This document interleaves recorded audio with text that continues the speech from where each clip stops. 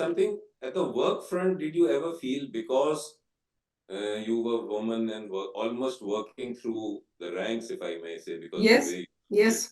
was that uh, a kind of issue with some of the colleagues or the organizations? What was the feeling within the organization about your presence and your Yeah. moving? So when I was with NGOs, and I worked for quite a long time with NGOs, I didn't feel that I lacked something. And if there was anything lacking, I kind of covered it up with lot of josh and lot of spirit and lot of motivated work. Um, but when I joined UN, I did feel that most of my colleagues came from good schools, most of my colleagues came from good colleges. And that is when I felt sometimes, also because I had a civil society organization background, you get compared sometimes. Oh, she's come from NGO, right? Or if I, unless I shared that I come from a rural school, and I, in my own head, I felt sometimes not sufficient. And all women go through this, that I'm not good at this and I'm not good at this, and I don't speak English the way they speak, or I don't, I'm not so articulate.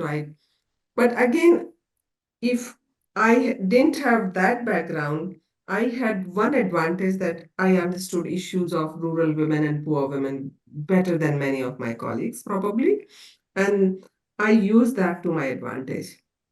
Also, my civil society work, where I was working with the parliamentarians, I had crossed the barrier, that even though I came from rural school, since I had worked with the prime minister, or worked with many MPs, I think that I didn't want to then continue saying that I had underprivileged background or anything. I thought I have covered that. I should not use that.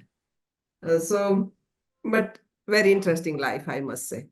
You also were a Chevening fellow.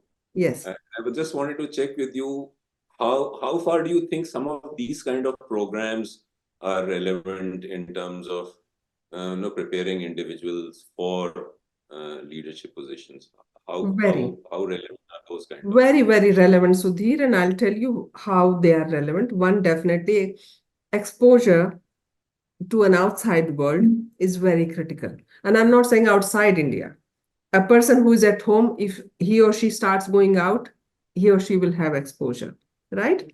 When you see an aircraft, you will know more about aircraft, and you'll probably start dreaming, like I started dreaming when I saw aircrafts, that I will sit in the aircraft. Without exposure, your dreams are smaller.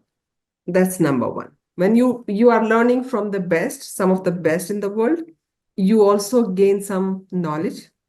Also, your skills improve as an adult. When you go out and learn from some of the amazing human beings, you get different kinds of skills.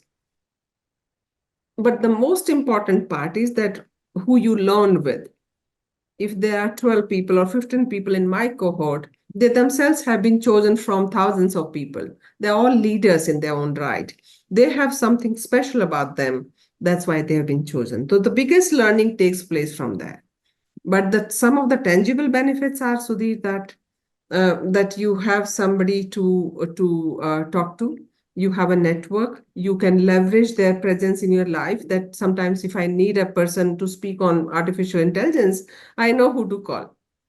And over a period of time, this network grows, and then you start leveraging the power of social capital.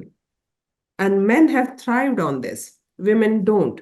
And now they are coming into that space where they are also waking up to the power of social leadership, and that's where they will learn from. I think it's very, very relevant. It's very good. I have personally benefited, because since many years now, almost 14, 15 years, other than that COVID years, I go and go on a learning trip. So either a fellowship from 1 week to 3 months. I do take that time off and go and learn. As a result, I have a huge network of friends who I have traveled with, who I have worked with and learned from. And tomorrow you can ask me that I need some speaker for any event, and trust me, I'll give you somebody.